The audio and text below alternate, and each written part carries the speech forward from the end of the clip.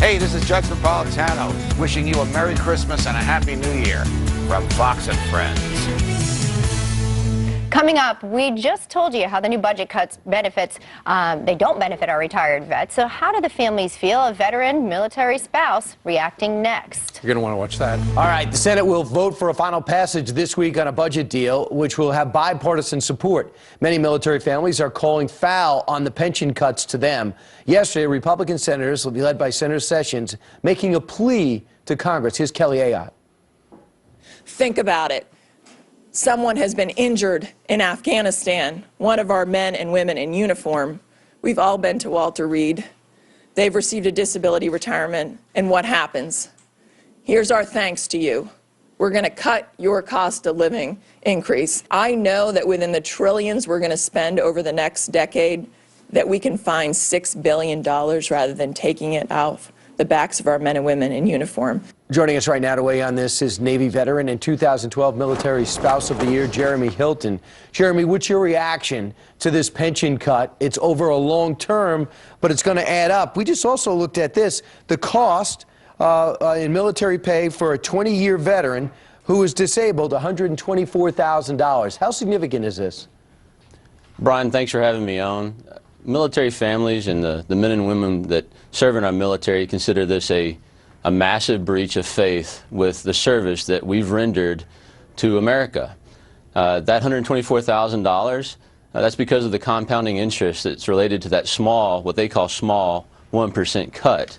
We have to find a better way of cutting and balancing our budget other than on the back of our military veterans. So if everybody was taking a cut, I mean, you guys, by almost definition, sacrifice, you'd say, hey, we all have to tighten our belts. But right now, you guys are the only, and I say men and women, are the only ones tightening their belts. For a 28-year-old staff sergeant on an E5 rank, forced to retire after 10 years, we'd see approximately $50,000 in lost compensation over the next 40 years. The argument is, well, when they get 62, they'll get that cost of living increase back. Is that okay with you? It's absolutely not okay with us, and we frankly don't understand. The president, as recently as September of this year, said specifically that currently serving and currently retired men and women who've been in our military and made it to 20 years, or obviously our disabled veterans, should be grandfathered into this system, and they shouldn't be affected. Well, also the fact that Steve pointed out about 6 minutes ago, you have others who work in the federal government not forced to suck it up when it comes to their pensions. They have a union force fighting for them. By definition, you guys are used to taking orders and just dealing with reality. That's absolutely true, and in fact, obviously most of our men and women in uniform don't typically speak out politically, so it leaves it up to us military families, the spouses and the moms and dads of our service members, to speak out for them.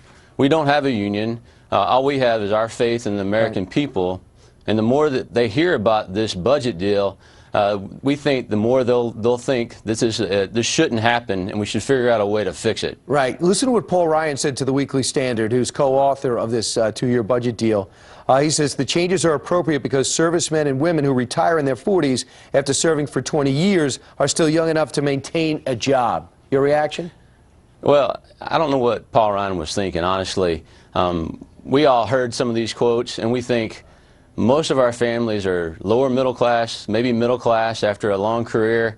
I'm wearing a Timex watch, not a Rolex watch like some of the lobbyists on the Hill. This suit was from JCPenney's 8 years ago. We have to figure out a way to balance the budget, but not on the back of our veterans. And that's exactly what's happening. So you're going to keep speaking out? We speak out all the time. On Twitter, we had a town hall the other night. The hashtag is Keep Your Promise, and it's a message we're continuously sending to our elected leaders. And if you don't mind, I'd like to send that message now. Go ahead. To the senators who are thinking about voting for this bill this morning, we understand you may vote for it, but know that we're watching you. We watched yesterday and we're watching today. For all the military veterans and the retirees and the currently serving, man and woman, whether you're a Republican or Democrat, know that in 2014, if you vote for this, we're not voting for you.